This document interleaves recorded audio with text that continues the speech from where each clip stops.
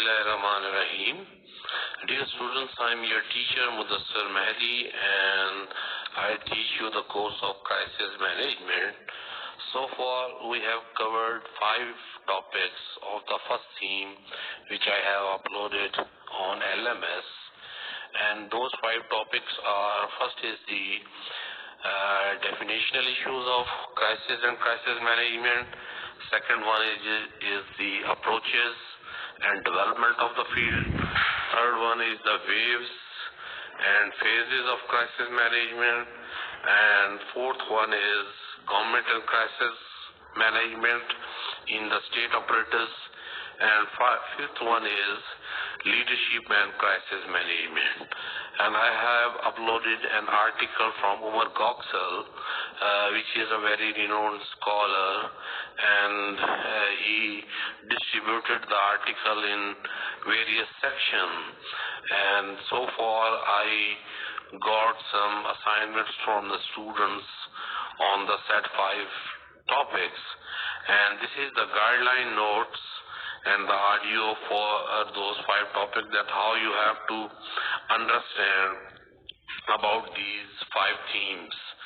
First we start from the definitional issues, because crisis management is the combination of 2 words, crisis and management, and it is not the dispute resolution or conflict resolution or conflict prevention. Rather, it is the management of the conflict or dispute or war or some sort of rivalry between different stakeholders, actors and adversaries. When we say that we have to manage the conflict, or we have to settle down the conflict along with its propensities and along with its other attributes, it means that we are not resolving the issue permanently. Rather, we are taking out a solution for a certain time and carry out other problems along with the major dispute. So what does the meaning of management? Management means that the different dimensions and different complexity of the crisis are going along with the confidence building and peace building mechanism of the crisis. We do not permanently settle down the things, and this lesson we have learned from the history of different international crises, especially in the Cold War, when American bloc and Russian bloc were at the front with one another, and there were very difficult times that certain issues or certain proxy wars could not be settled down. But the Cuban Missile Crisis was the very classic example of management, that apart from the nuclear powers, 2 states, Russia and America, settled down the things and they did not go for a war. So if we take a simple example from our routine life, that this is the thing that we have to continue the system, and the continuity of the system must be retained, and we have to carry out other processes along with the continuity of the system. We do not stop the system, we do not halt the system, and we do not first halt the system and settle down the things and then restart the system. Rather than in management, what we do, we carry out all the attributes, all the complexities, all the dimensions of the issue along with the continuity. So this is called management, and crisis is a situation or a condition where we can say that there is no war, no peace.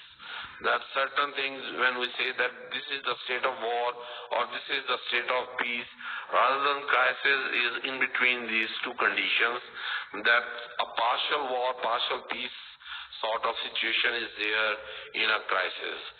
So when we say that how the crisis erupts. There are no certain methods of prediction or forecasting the crisis.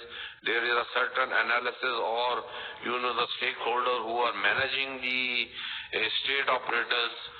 They are called the crisis managers. These managers are able to forecast the processes which can trigger the crisis. Means that first step is the forecasting of the crisis, in which the intelligent and capable crisis managers are able to predict the things they are going on, and through that process they can investigate that whether the system is going right or wrong. So forecasting is the first process. Second one is the continuity of the system. And third thing, which is very important in crisis management, is the time factor. That if, for example, you cannot manage the crisis timely, it means you are not a good manager. So we have to manage the things quite in time. And we are running short of the time, rather than we take the time for solutions and waste the time, and after that we say that we have resolved the things but the time have gone, then it is not a good crisis management. So this is not the thing that only management is not necessary or important, rather than management at a good time with good decision is very appreciable. So next thing which is very important is that whether you are managing the crisis violently or non-violently. If you manage the crisis violently through war or through any coercive means, it means we are not the good crisis manager, or we have not attained or achieved the good crisis management situation. So management with the minimum atrocities or minimum damage through violence is appreciable, and that is the thing that we have to manage the crisis in a good, non-violent, diplomatic manner, and to carry out the things in the future with the peace-building mechanism and the peace-building processes to prevent further re-emergence of the crisis by preventing the means and the variables which foster the crisis previously. So this is the very important thing, that how we come to know about the field of crisis management. There is a relationship between crisis and chaos. Sometimes they are called as synonyms, that crisis or chaotic situation which is quite panic or hustle-bustle, or you can say that some sort of initial disturbance in the system which proliferate for the longer time and which will perpetuate in a certain crisis. The other thing which is mentioned in the definitional issue, that there are certain condition or situation, that first is the initiation of the crisis, and then the increase of bifurcation, crisis abatement, and crisis settlement. These are certain certain situations or conditions which we carry out during the process of crisis management. Next, in this topic of definitional issues, the certain approaches are given in which there are the substantial approach and the active confrontation approach, decision-making approach, and system approach are there, organizational approach. So these approaches are given to understand the process of crisis management. We have to understand different, aspect of all these approaches, that what are the stakeholder of certain approaches, what are the level of analysis, what are the tier of the analysis, whether that approach is a top-bottom or bottom-to-top approach, and which level of international relations is addressed in certain approach. So you have to understand these approaches by taking these examples which is given in a chart in the reading and the discussions of the scholar like Herman Kohn and other scholars are given with examples. You can simply exemplify those attributes which are given in the table by applying on the Pakistani politics or by taking any crisis like Kashmir, Palestine or Afghanistan or certain other crises. You can simply take the one example of a crisis, apply through those approaches and then narrate the example in a essay or a paragraph form that will lead to the proper answering of the question. Like if, for example, I take a question that what are the different approaches of addressing or understanding the process of crisis management, then you have to give these 5 approaches with examples. So this is the first part of the reading which covers the definitional issues and the examples of the definitional issues, then the approaches. Second topic which is included in the reading is different waves of international crisis and crisis management. There are 5 waves basically which are given in the reading, and 4 waves are simply divided through different decades, and the 5th wave which is currently going on in the 21st century. What you have to understand or what you have to consider in those waves, you have to split the 20th century into different decades. For example, you can divide it from 1900 to 1910, then 1910 to 1920, 1930, 40, 50 and so on. And you have to see that what international environment, what factors or what kind of situation was going on in a particular decade. And after those were the elements of certain crises.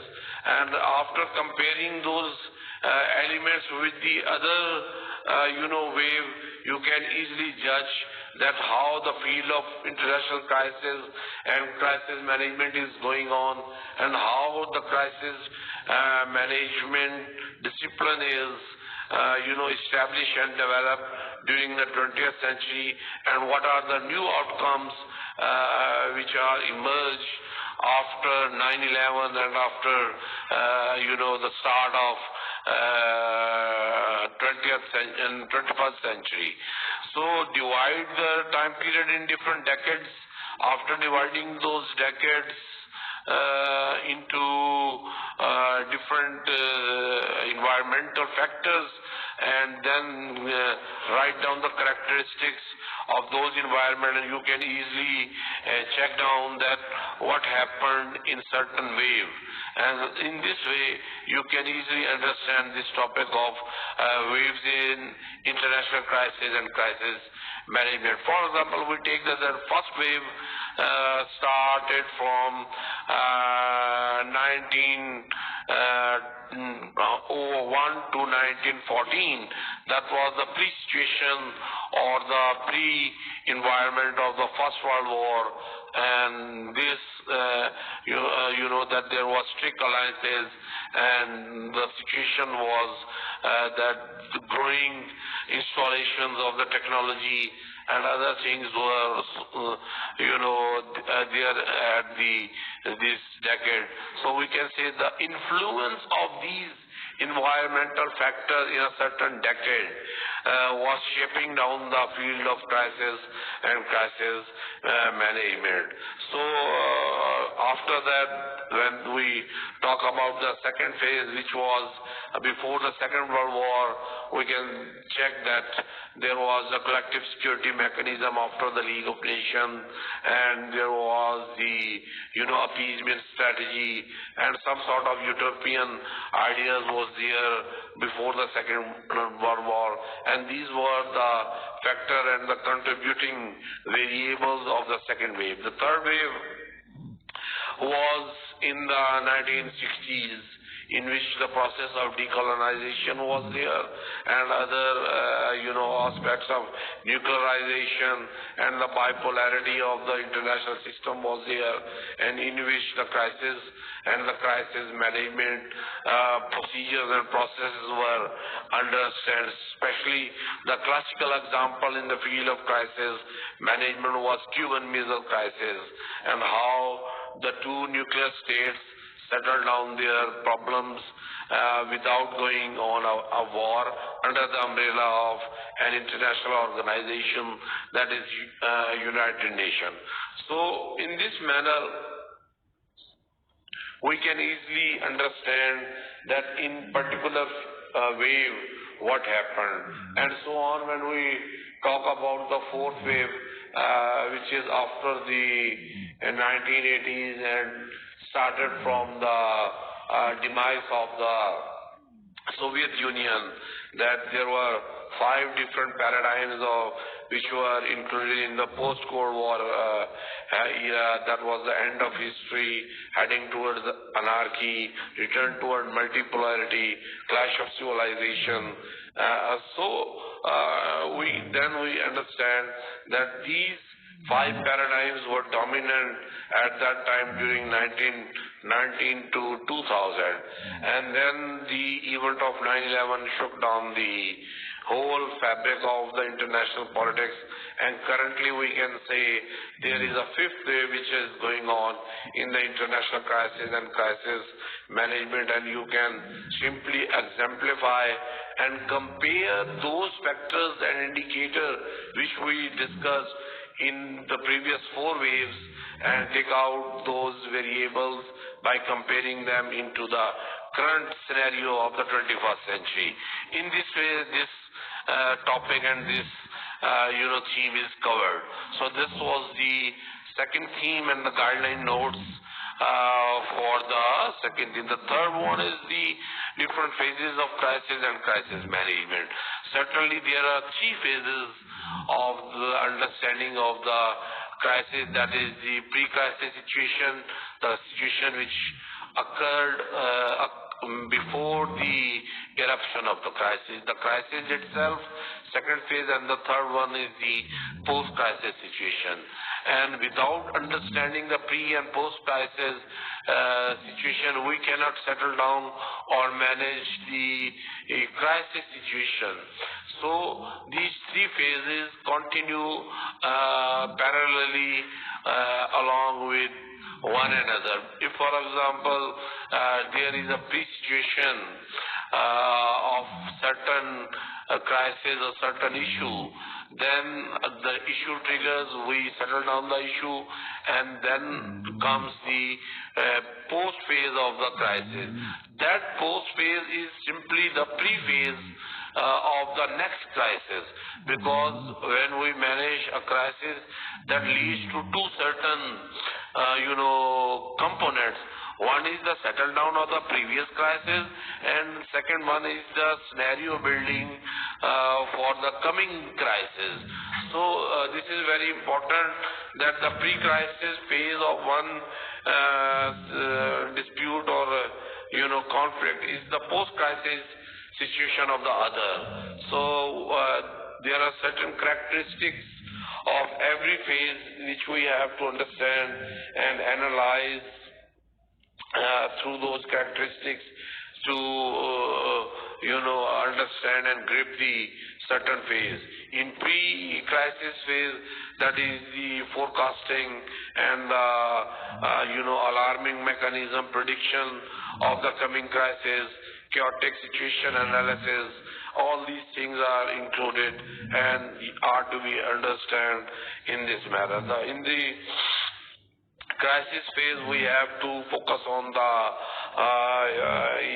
state operators and the management operators of the state which cater the different issues and problems. In the post-crisis phase, we have to learn the things from our experiences and note down the processes and previous experiences so that we may not make certain faults or mistakes in the re-emergence of the same crisis or re-emergence of a new crisis of the same type in the future. So in this way, we have to understand this theme and topic, subtopic. What is the fourth is the different phases of crisis and crisis management. The fourth topic is simply about the role of government in crisis and crisis management, that what type of government is there, whether the government is dictatorial, presidential, federal, or whether there is a military dictator in the government, dynastical issues, or a pragmatic democratic government, or the kingship is there.